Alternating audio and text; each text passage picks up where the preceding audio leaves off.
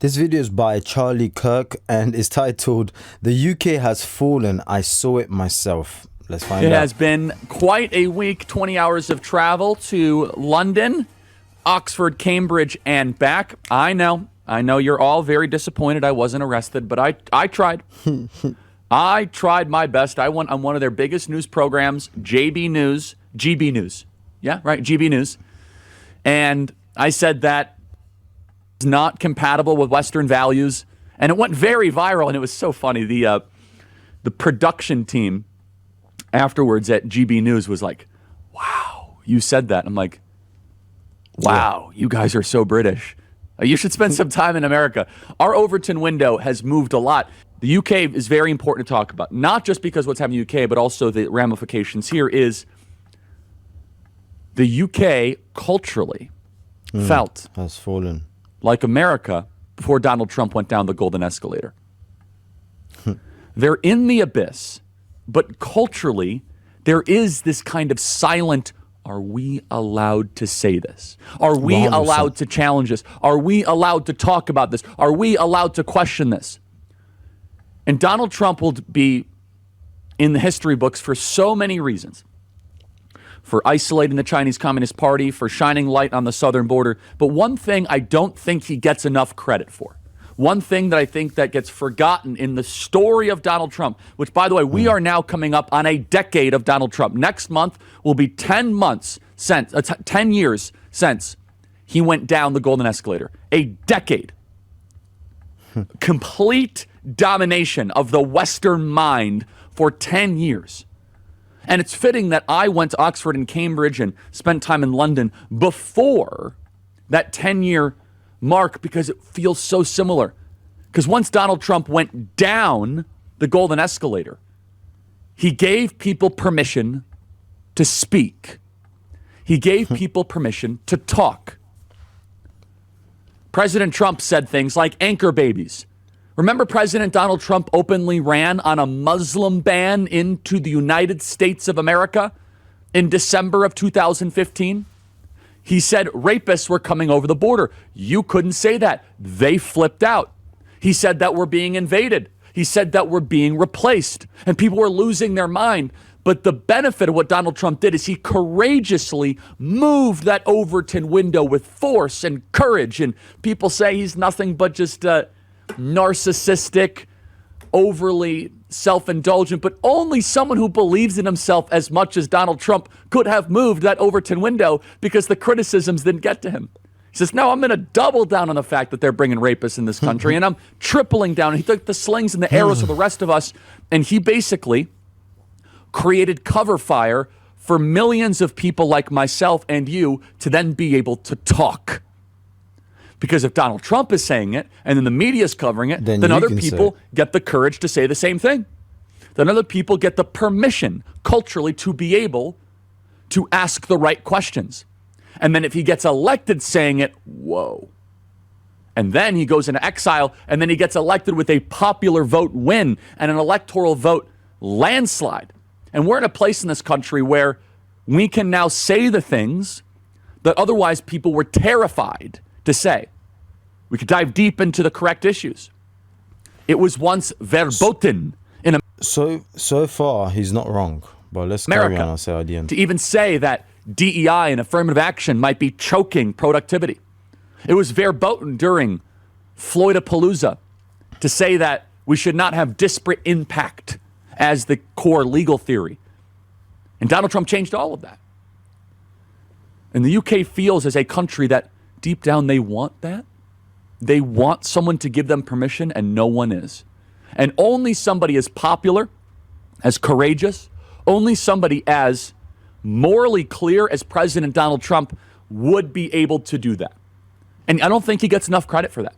He gets a lot of credit for his policy accomplishments. He gets a lot of credit for remaking the Republican Party. But in so many ways, he made America speak again.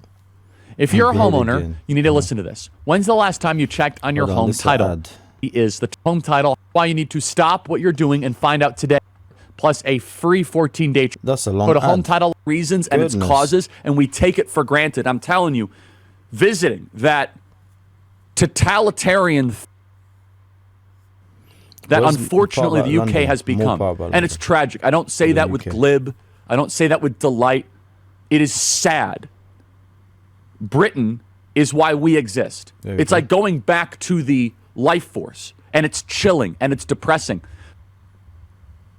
Let's play cut 318. This clip has been seen tens of millions of times. Let's see. Play cut 318.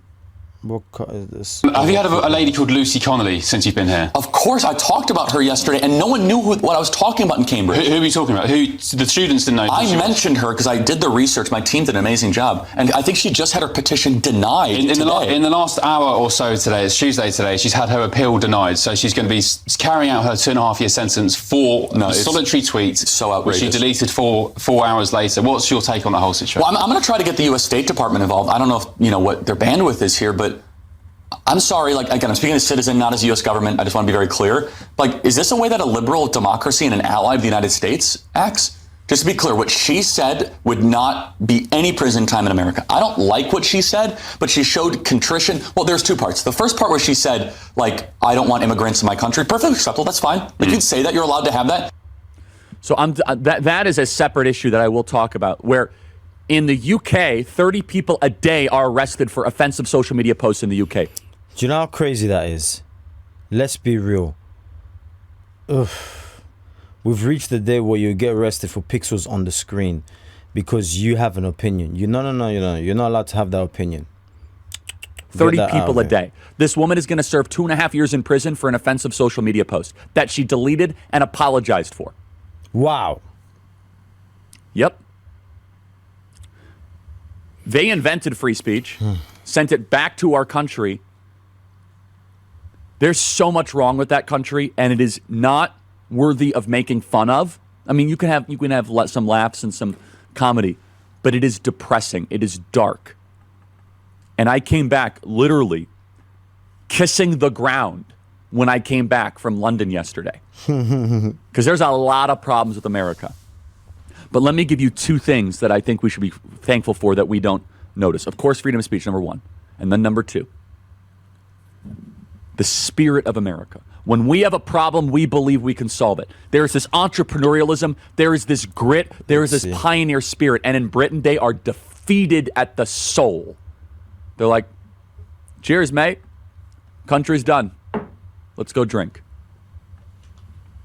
What we have is unique, and it's a blessing from the Lord. You guys are seeing the comments, right? You're seeing the comments literally right here. Yeah. They speak for themselves, really. Really and truly. I'm in the UK. We do not have freedom of speech. Oh, my days. London has fallen. I believe that's actually a title of a movie, London Has Fallen. I do believe so. And how ironic. Could you say maybe that is predictive programming? I think I've seen more than one movie titled London Has Fallen. Something to do with London being destroyed or whatever it is. Or the UK. Is that predictive programming? What do you think? Obviously in the comment section, I'd want to hear from you, because what do you think in regards to this situation? Is this right? Someone who's not even British acknowledging,